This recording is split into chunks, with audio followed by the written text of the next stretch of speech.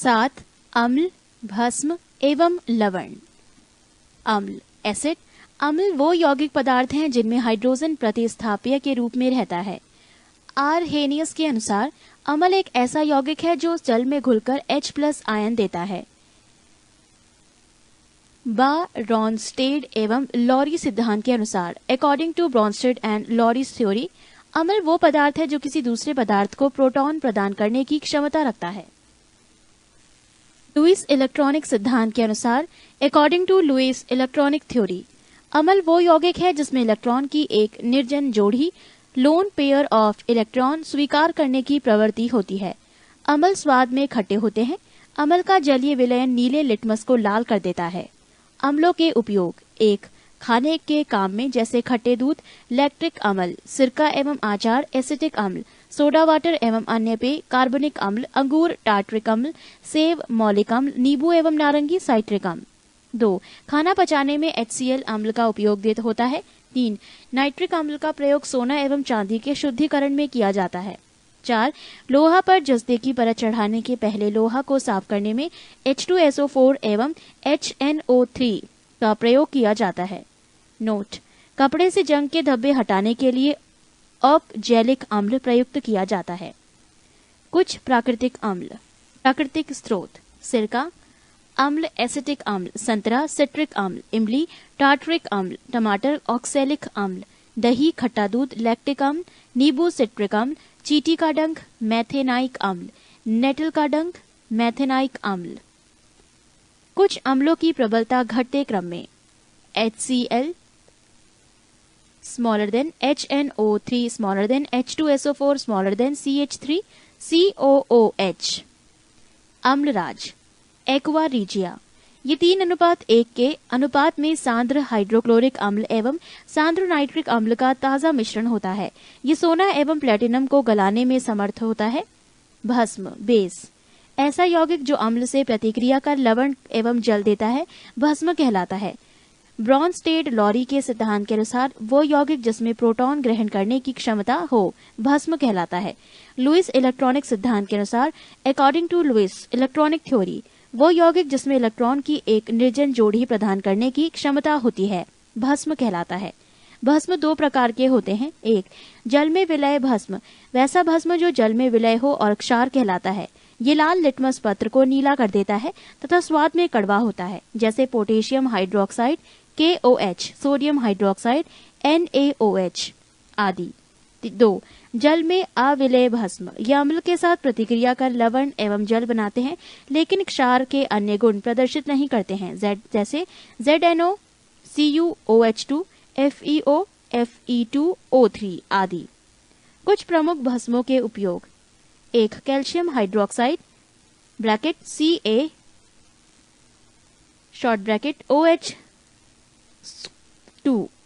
Bracket close. 1. घरों में चूना पोतने में। 2. गारा एवं प्लास्टर बनाने में। 3. ब्लीचिंग पाउडर बनाने में। 4. चमड़ा के ऊपर का बाल साफ करने में। 5. जल को मृदु बनाने में। 6. अम्ल के जलन पर मरहम पट्टी करने में। पृष्ठ 339। 2. कास्टिक सोडा या सोडियम हाइड्रोक्साइड NaOH। 1. साबुन बनाने में। 2. पेट्रोलियम साफ करने में। 3. दवा बनाने में। 4. कपड़ा एवं कागज बनाने में। 5. कारखानों को साफ करने में। 3.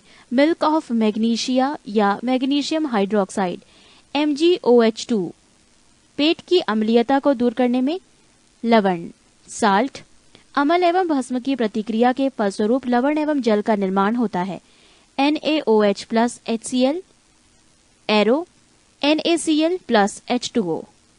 कुछ प्रमुख लवणों के उपयोग: 1. साधारण नमक या सोडियम क्लोराइड NaCl, खाने के रूप में एवं अचार के परिरक्षण में इसका उपयोग होता है। 2. खाने का सोडा या सोडियम बाइकार्बोनेट NaHCO3, पेट की अम्लीयता को दूर करने एवं अग्निशामक यंत्रों में इसका उपयोग किया जाता है। 3. धोबन सोडा या सोडियम कार्बोनेट Na2CO3 10H2O, कपड़ा धोने में इसका उपयोग होता है। 4. कास्टिक सोडा या सोडियम हाइड्रोक्साइड NaOH, इसका उपयोग अपमार्जक का चूर्ण बनाने में किया जाता है। 5. पोटेशियम नाइट्रेट KNO3, बारूद बनाने में इसका उपयोग होता है। पीएच स्केल किसी विलयन की अम्लीयता या क्षारीयता को कुछ सामान्य पदार्थों का पीएच मान व्यक्त करने के लिए पीएच मापदंड का प्रयोग किया जाता है। पीएच बराबर -log bracket H plus bracket close, अर्थात किसी विलयन में हाइड्रोजन आयनों के सांद्रण के व्युत्क्रम के लघुगणक को उस विलयन का पीएच कहते हैं। किसी विलयन का पीएच मान 7 से कम होने पर वो विलयन अम्लीय होता है और पीएच मान 7 से अधिक होने पर वो विलयन क्षारीय होता है। हमारा शरीर 7.0 से 7.8 पीएच परास के बीच कार्य करता है। जीवित प्राणी केवल संकीर्ण पीएच परास में ही जीवित रह सकते हैं। वर्षा के जल की पीएच मान जब 5.6 से कम हो जाती है तो वो अम्लीय वर्षा कहलाती है। पीएच परिवर्तन के कारण दंत क्षय। मुंह के पीएच का मान 5.5 से कम होने पर दांतों का क्षय प्रारंभ हो जाता है। दांतों का इनेमल कैल्शियम फास्फेट का बना होता है, जो शरीर का सबसे कठोर पदार्थ है। ये जल में नहीं घुलता, लेकिन मुंह की पीएच का मान 5.5 से कम होने पर संक्षारित हो जाता है। कुछ सामान्य पदार्थों का पीएच मान: समुद्री जल 8.4, रक्त 7.4, लार 6.5, दूध 6.4, मूत्र 6, शराब 2.8, सिरका 2.4, नींबू 2.2। 8. विलयन। विलयन 2 या 2 से अधिक पदार्थों का समांग मिश्रण है, जिसमें किसी निश्चित ताप पर विलय और विलायक की आपेक्षिक मात्राएं एक निश्चित सीमा तक निरंतर परिवर्तित हो सकती हैं। किसी विलयन में विलय के कणों की त्रिज्या 10⁻⁷ सेंटीमीटर से कम होती है, अतः इन कणों को सूक्ष्मदर्शी द्वारा भी नहीं देखा जा सकता है। विलयन स्थायी एवं पारदर्शक होता है। विलय और विलायक, सोल्यूट एंड सॉल्वेंट। विलयन में जो पदार्थ अपेक्षाकृत अधिक मात्रा में होता है उसे विलायक कहते हैं, तथा जो पदार्थ कम मात्रा में उपस्थित रहते हैं उसे विलय कहते हैं। पृष्ठ 340। जिस विलायक का हाइड्रोइलेक्ट्रिक नियतांक जितना अधिक होता है वो उतना ही अच्छा विलायक माना जाता है। जल का हाइड्रोइलेक्ट्रिक नियतांक का मान अधिक होने के कारण इसे सार्वत्रिक विलायक कहा जाता है। विलायक का उपयोग: 1.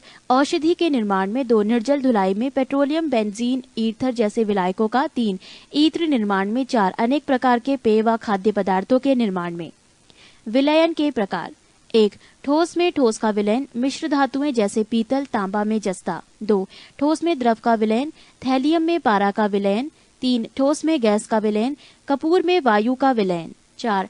द्रव में ठोस का विलयन, पारा में लेड का विलयन। 5. द्रव में द्रव का विलयन, जल में अल्कोहल का विलयन। 6. द्रव में गैस का विलयन, जल में कार्बन डाइऑक्साइड का विलयन। 7. गैस में ठोस का विलयन, धुआं, वायु में आयोडीन का विलयन। 8. गैस में द्रव का विलयन, कोहरा, बादल, अमोनिया गैस का जल में विलयन। 9. गैस में गैस का विलयन, वायु गैसों का मिश्रण। संतृप्त विलयन, सैचुरेटेड सॉल्यूशन। किसी निश्चित ताप पर बना ऐसा विलयन जिसमें विलेय पदार्थ की अधिकतम मात्रा घुली हुई हो, संतृप्त विलयन कहलाता है। असंतृप्त विलयन, अनसैचुरेटेड सॉल्यूशन।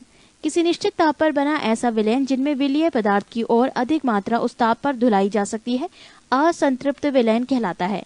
अति संतृप्त विलयन, सुपर सैचुरेटेड सॉल्यूशन। ऐसा संतृप्त विलयन जिसमें विलेय की मात्रा उस विलयन को संतृप्त करने के लिए आवश्यक विलेय की मात्रा से अधिक घुली हुई हो, अति संतृप्त विलयन कहलाता है। विलेयता, सॉल्युबिलिटी। किसी निश्चित ताप और दाब पर 100 ग्राम विलायक में घुलने वाली विलेय की अधिकतम मात्रा को उस विलेय पदार्थ की उस विलायक में विलेयता कहते हैं। विलेयता बराबर विलेय की मात्रा बटे विलायक की मात्रा गुणा 100। किसी पदार्थ की विलायक में विलेयता विलायक तथा विलेय की प्रकृति पर, ताप एवं दाब पर निर्भर करती है। विलेयता पर ताप का प्रभाव। सामान्यतः ठोस पदार्थों की विलेयता ताप बढ़ाने से बढ़ती है। कुछ ठोस पदार्थों की विलेयता ताप बढ़ाने से घटती है, जैसे sodium sulphate, calcium hydroxide, calcium citrate आदि। किसी द्रव में गैस की विलेयता ताप बढ़ने से घटती है।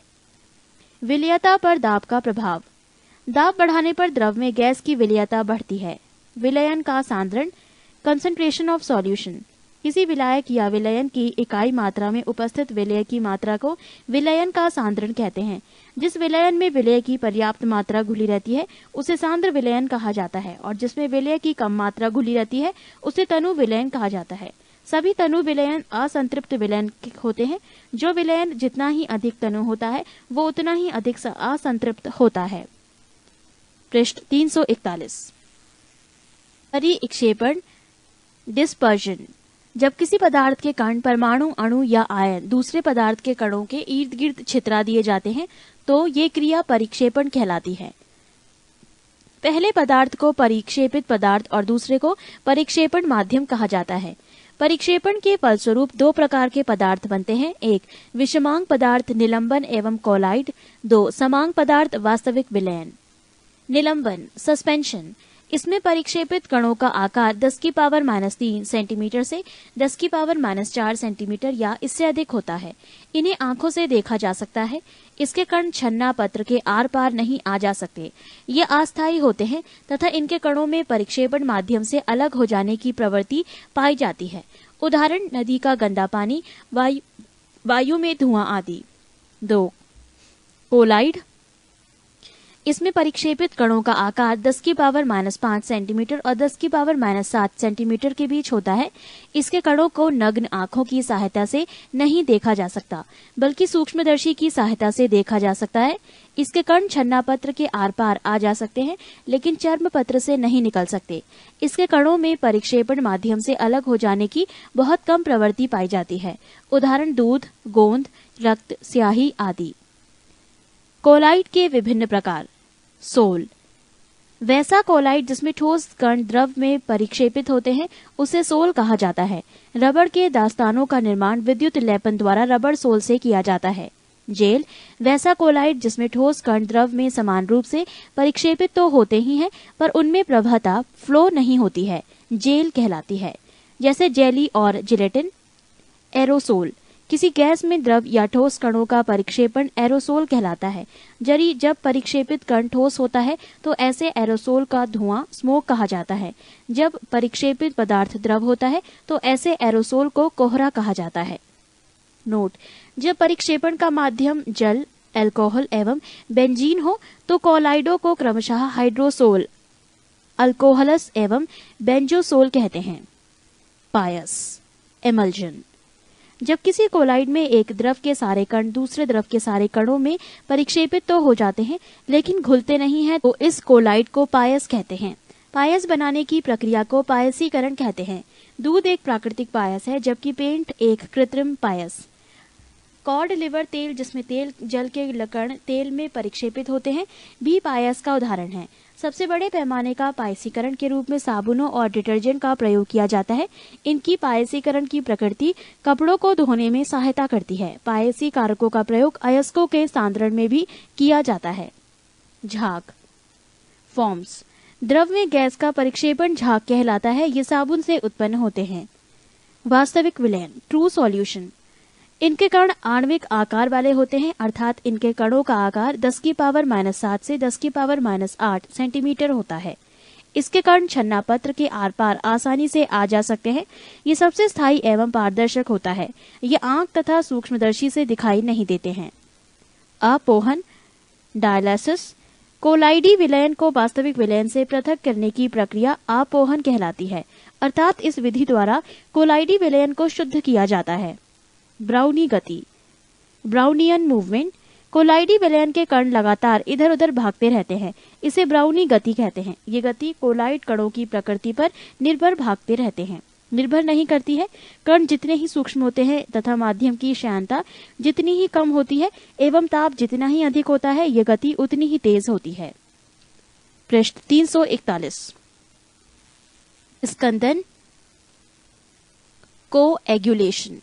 जब कोलाइडी विलयन में कोई विद्युत अपघट्य मिलाते हैं तो कोलाइडी कणों का आवेश उदासीन हो जाता है और उसका अवक्षेपण हो जाता है। इसे स्कंदन कहते हैं। टिंडल प्रभाव। जब किसी कोलाइडी विलयन में तीव्र प्रकाश गुजरते हैं और इसके लंबवत रखे सूक्ष्मदर्शी से देखते हैं तो कोलाइडी कण काली पृष्ठभूमि में आलपिन की नोक की भांति चमकने लगते हैं। इसे टिंडल प्रभाव कहते हैं। टिंडल प्रभाव का कारण प्रकाश का प्रकीर्णन है। वास्तविक विलयन और कोलाइडी विलयन में अंतर। वास्तविक विलयन। एक वास्तविक विलयन में पदार्थ विलय के कणों का आकार व्यास 10⁻⁷ से कम रहता है। कोलाइडी विलयन। 1 कोलाइडी विलयन में पदार्थ विलय के कणों का आकार व्यास प्राय 10⁻⁷ सेंटीमीटर और 10⁻⁵ सेंटीमीटर के बीच रहता है। वास्तविक विलयन 2 इस पदार्थ के कण हर अवस्था में अदृश्य होते हैं। कोलाइडी विलयन 2 कोलाइडी कणों से उत्पन्न प्रकाश प्रकीर्णन को अल्ट्रा माइक्रोस्कोप द्वारा देखा जा सकता है। वास्तविक विलयन 3 इसमें पदार्थ का कण प्रकाश का प्रकीर्णन नहीं करते। कोलाइडी विलयन 3 ये कण प्रकाश का प्रकीर्णन करते हैं। 4 इस विलयन का परासरणी दाब अधिक होता है। कोलाइडी विलयन 4 इसका परासरणी दाब अपेक्षाकृत कम होता है। 5 ये समांग तथा एकांगी प्रावस्था वाला होता है। कोलाइडी विलयन 5 ये विषमांग तथा 2 प्रावस्था वाला होता है। बफर विलयन बफर सॉल्यूशन वो विलयन जो कि अम्ल या क्षार की साधारण मात्राओं को अपनी प्रभावी अम्लता या क्षारता में पर्याप्त परिवर्तन किए बिना अवशोषित कर लेता है, इसे बफर विलयन कहते हैं। जैसे सोडियम एसिडेट तथा एसिटिक अम्ल का मिश्रण एक प्रभावी बफर है जब उसे पानी में विलीन किया जाता है। विलयन का रंग सूचक मिथाइल ऑरेंज, अम्लीय विलयन गुलाबी, क्षारीय विलयन पीला, उदासीन विलयन नारंगी। लिटमस अम्लीय विलयन लाल, क्षारीय विलयन नीला, उदासीन विलयन बैंगनी। फिनाल फैथिलीन अम्लीय विलयन रंगहीन, क्षारीय विलयन गुलाबी, उदासीन विलयन रंगहीन। 9 कार्बन एवं उसके यौगिक। कार्बन एक अधातु है। इसकी परमाणु संख्या 6 है। इसे आधुनिक आवर्त सारणी के वर्ग 4 में ए में रखा गया है। अपरूपता एलोट्रॉपी वैसे पदार्थ जिनके रासायनिक गुण समान हो एवं भौतिक गुण भिन्न हो अपरूप कहलाते हैं और इस घटना को अपरूपता कहते हैं। कार्बन के 2 मुख्य अपरूप हैं, एक हीरा एवं 2 ग्रेफाइट। हीरा के प्रमुख गुण हैं, 1 ये ताप एवं विद्युत का कुचालक होता है। 2 ये दुनिया का सबसे कठोर पदार्थ है। ये किसी भी द्रव में नहीं घुलता है। इस पर अम्ल, क्षार आदि का कोई प्रभाव नहीं पड़ता है। 3 इसके रवे घनाकार होते हैं। पृष्ठ 343। 4 इसका अपरिवर्तनांक 2.417 होता है। अतः पूर्ण आंतरिक परावर्तन के कारण ये बहुत चमकता है। इस पर रेडियम से निकलने वाली एक्स किरणों के पड़ने पर यह हरा रंग प्रदर्शित करता है। 5 शुद्ध हीरा पारदर्शक एवं रंगहीन होता है। कुछ हीरे काले होते हैं जिन्हें बोट कहते हैं। इसका उपयोग शीशा काटने में किया जाता है। ग्रेफाइट के प्रमुख गुण 1 ये विद्युत का सुचालक होता है। 2 इसका आपेक्षिक घनत्व 2.2 होता है। 3 कागज पर रगड़ने पर ये उस पर काला निशान बना देता है, इसीलिए इसको काला शीशा भी कहते हैं। ग्रेफाइट का उपयोग पेंसिल बनाने में, परमाणु भट्टी में इलेक्ट्रोड के रूप में एवं कार्बन आर्क बनाने में किया जाता है। हीरा में कार्बन sp3 एवं ग्रेफाइट में कार्बन sp2 प्रसंकरित रहता है। हाइड्रोकार्बन कार्बन एवं हाइड्रोजन के यौगिक को हाइड्रोकार्बन कहते हैं। हाइड्रोकार्बन का एक प्राकृतिक स्रोत पेट्रोलियम कच्चा तेल है, जिसे प्रकृति द्वारा पृथ्वी में कुछ विशेष प्रकार के अवसादी चट्टानों सेडिमेंट्री रॉक्स के बीच बने भंडारों में संरक्षित किया गया है। हाइड्रोकार्बन 3 प्रकार के होते हैं। 1 संतृप्त हाइड्रोकार्बन, सैचुरेटेड हाइड्रोकार्बन। जिस हाइड्रोकार्बन में प्रत्येक कार्बन परमाणु की चारों संयोजकताएं एक सह संयोजी आबंधों द्वारा संतुष्ट होती है, उसे संतृप्त हाइड्रोकार्बन या एल्केन कहते हैं। एल्केन श्रेणी की सामान्य सूत्र CnH2n+2 द्वारा दर्शाया जा सकता है, जहां n किसी अणु में उपस्थित कार्बन परमाणुओं की संख्या दर्शाता है। मीथेन, इथेन, प्रोपेन, ब्यूटेन आदि एल्केन के प्रमुख उदाहरण हैं। 2 असंतृप्त हाइड्रोकार्बन, अनसैचुरेटेड हाइड्रोकार्बन। वो हाइड्रोकार्बन जिनमें कम से कम 2 निकटस्थ कार्बन परमाणु आपस में द्विबंध अथवा त्रिबंध बनाकर अपनी संयोजकता को संतुष्ट करते हैं, असंतृप्त हाइड्रोकार्बन कहलाते हैं। द्विबंध वाला असंतृप्त हाइड्रोकार्बन को एल्कीन कहते हैं। एल्कीन श्रेणी का सामान्य रासायनिक सूत्र CnH2n होता है। इस श्रेणी का पहला सदस्य एथीन C2H4 है। द्विबंध वाला असंतृप्त हाइड्रोकार्बन एल्काइन कहलाता है। एल्काइन का सामान्य रासायनिक सूत्र CnH2n-2 होता है। सबसे सरल एल्काइन एथाइन कोष्ठक में C2H2 और H-C त्रिबंध यानी 3 बॉन्ड C-H है। 3 एरोमेटिक हाइड्रोकार्बन। बेंजीन C6H6 सरलतम एरोमेटिक हाइड्रोकार्बन है। इसकी संरचना वलय होती है जो निम्न है। यहाँ पे 2 संरचनाएं दी गई हैं। संबंधित चित्र के लिए अधिक जानकारी के लिए आप अपने संबंधित मित्र से या अपने सहयोगी से जान सकते हैं। पृष्ठ 344। समावयवता आइसोमेरिज्म। जब 2 या 2 से अधिक यौगिकों के अणुसूत्र समान होते हैं परंतु उनके गुणों में अंतर होता है तब इस विशेष गुण को समावयवता कहते हैं और प्रांत यौगिक एक दूसरे के समावयवी कहलाते हैं। इसके 2 मुख्य प्रकार हैं। एक संरचनात्मक समावयता, ये परमाणु के भिन्न बंधों के कारण उत्पन्न होती है। 2 त्रिविम समावयवता, यह अंतरिक्ष में परमाणुओं के भिन्न प्रबंध के कारण उत्पन्न होती है। बहुलकीकरण पॉलीमेराइजेशन, जब एक ही यौगिक के 2 अथवा अधिक अणु आपस में संयोग करके एक बड़ा अणु बनाते हैं तब इस अभिक्रिया को बहुलीकरण कहा जाता है। इस अभिक्रिया में भाग लेने वाले अणु को मोनोमर और उत्पाद को पॉलीमर बहुलक कहते हैं। बहुलकीकरण की विशेषताएं। 1 इसमें एक ही यौगिक के अणु परस्पर संयोग करते हैं। 2 किसी भी अणु का निष्कर्षण नहीं होता है। 3 बहुलक का अणुभार मूल यौगिक के अणुभार का गुणक होता है। प्राकृतिक बहुलक के उदाहरण हैं स्टार्च एवं सेल्यूलोज। प्लास्टिक प्राकृतिक प्लास्टिक का उदाहरण है लाहा। रासायनिक विधि से तैयार प्लास्टिक 2 प्रकार के होते हैं। 1 थर्मोप्लास्टिक एवं 2 थर्मोसेटिंग प्लास्टिक। 1 थर्मोप्लास्टिक, ये गर्म करने पर मुलायम तथा ठंडा करने पर कठोर हो जाता है। ये गुण इसमें सदैव मौजूद रहता है चाहे इसे कितनी बार ठंडा व गर्म किया जाए। जिन कार्बनिक यौगिकों के अंत में एक द्विबंध रहता है उनके योग बहुलकीकरण से थर्मोप्लास्टिक बनते हैं। उदाहरण पॉलीस्टाइरीन, पॉलीथीन, नायलॉन तथा पॉलीवाइनिल क्लोराइड, टेफ्लॉन आदि।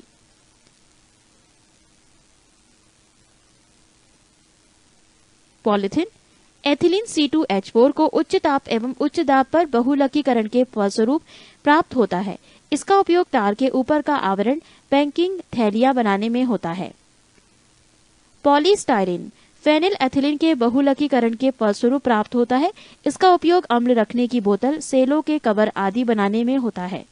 पॉलीविनाइल क्लोराइड वाइनिल क्लोराइड के बहुलकीकरण से प्राप्त होता है। इसका उपयोग पतली चादरें, फिल्म, बरसाती सीट कवर आदि बनाने में होता है।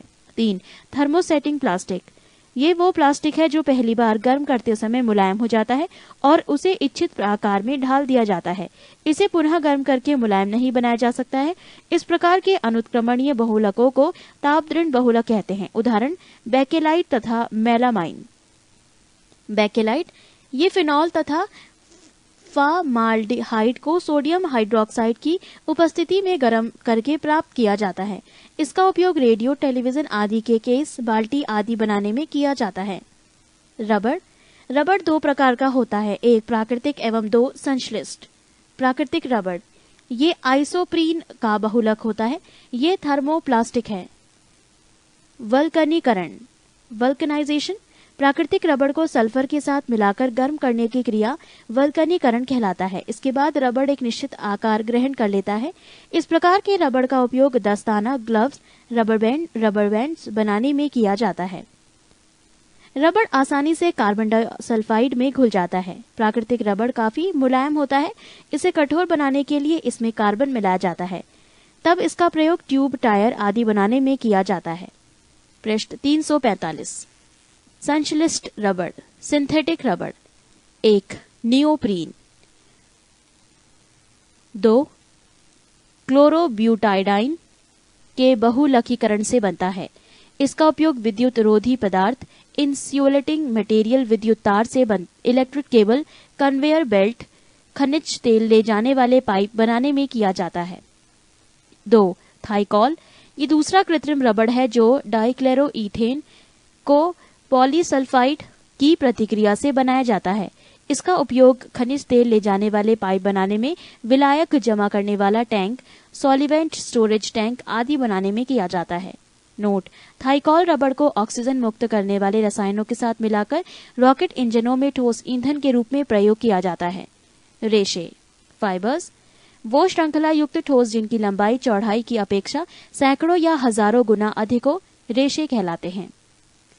रासायनिक रेशे नायलॉन नायलॉन शब्द न्यूयॉर्क शहर के NY तथा लंदन के लॉन से मिलकर बनाया गया है। नायलॉन ऐसे छोटे कार्बनिक अणुओं के बहुलकीकरण प्रक्रिया द्वारा बनाया जाता है जो प्राकृतिक रूप से उपलब्ध नहीं है। ये एक पॉलीएमाइड रेशे का उदाहरण है जिसमें एमाइड समूह ग्रेटर देन CONH2 कोष्ठक समाप्त प्रत्येक इकाई पर होता है तथा बार बार दोहराया जाता है। पॉलीएमाइड रेशा बनाने के लिए 2 एमीन कोष्ठक में -H2 कोष्ठक समाप्त समूह युक्त किसी कार्बनिक यौगिक की अभिक्रिया किसी ऐसे कार्बनिक यौगिक के साथ की जाती है जिसमें कार्बोऑक्सिलिक अम्ल कोष्ठक में -COOH कोष्ठक समाप्त के 2 समूह हों। नायलॉन मानव द्वारा संश्लिष्ट किया गया पहला रेशा था जिसका निर्माण सर्वप्रथम सन 1935 ईस्वी में किया गया था तथा व्यापारिक स्तर पर पहली बार सन 1939 ईस्वी में महिलाओं के लिए जुराबें इससे बनाई गईं। नायलॉन का उपयोग मछली पकड़ने में, जाल में, पैरासूट के कपड़ा में, टायर, दांत ब्रश, पर्वतारोहण के लिए रस्सी आदि में होता है। रेयॉन सेल्यूलोज से बने कृत्रिम रेशे को रेयॉन कहते हैं। रेयॉन बनाने के लिए सेल्यूलोज कागज की लुगदी या काष्ठ को लिया जाता है। इसे सांद्र तथा ठंडे सोडियम हाइड्रोक्साइड तथा कार्बन डाइऑक्सल्फाइड से उपचारित करते हैं। इसके बाद उसे सेल्यूलोज के विलयन को धातु बेलनों में बने छिद्रों में से होकर तनु सल्फ्यूरिक अम्ल में गिराया जाता है। यहाँ इसके लंबे लंबे तंतु बन जाते हैं। रेयॉन रासायनिक दृष्टि से सूत के समान है।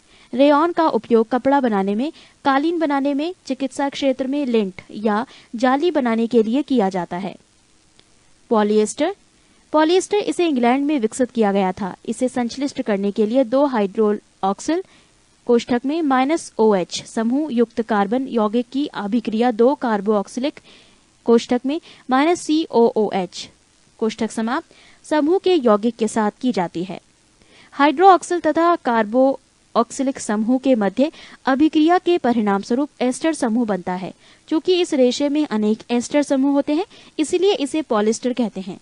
पॉलिएस्टर का उपयोग कपड़े के रूप में, पाल, नौकाओं का पाल बनाने में, अग्निशमन के प्रयुक्त हौज पाइप बनाने में इसका प्रयोग किया जाता है। कार्बन फाइबर कार्बन परमाणुओं की लंबी श्रृंखला से बने होते हैं। इनका संक्षारण कोरोएशन नहीं होता है। इनका निर्माण संश्लिष्ट रेशों को ऑक्सीजन की अनुपस्थिति में गर्म करके किया जाता है, जिससे रेशे अपघटित होकर कार्बन फाइबर उत्पन्न करते हैं। इसका उपयोग अंतरिक्ष यान तथा खेलकूद की सामग्री बनाने में होता है। पृष्ठ 346। पेट्रोलियम उद्योग, पेट्रोलियम इंडस्ट्री। पेट्रोलियम प्रायः प्राकृतिक गैस के नीचे पाया जाता है। कच्चे पेट्रोलियम को प्रभाजी आसवन डिस्ट्रक्टिव डिस्टॉलेशन के द्वारा शुद्ध किया जाता है। इसमें भिन्न भिन्न क्वथनांक पर संघनित प्रभाज पृथक पृथक इकट्ठे कर लिए जाते हैं, जिसे पेट्रोलियम का उत्पाद कहा जाता है। पेट्रोलियम का उत्पाद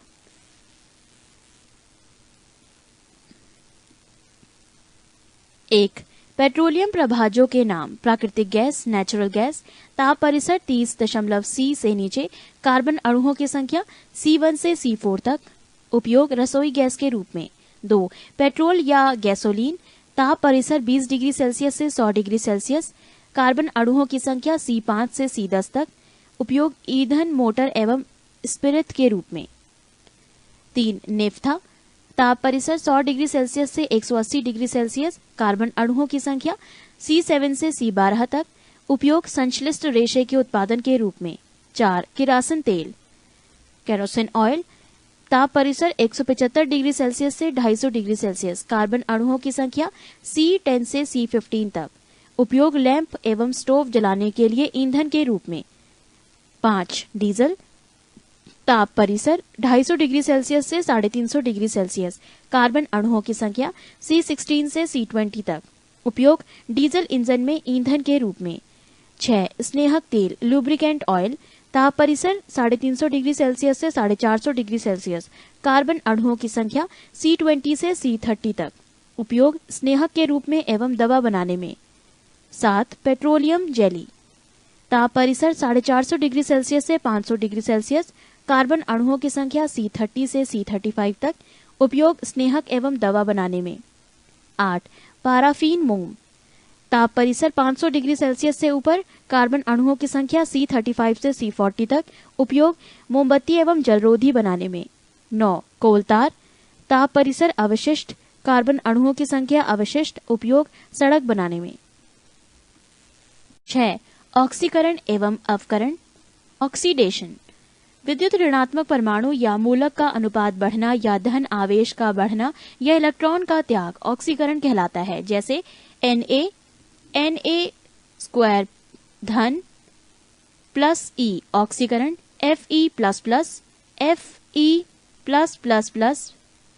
प्लस E ऑक्सीकरण।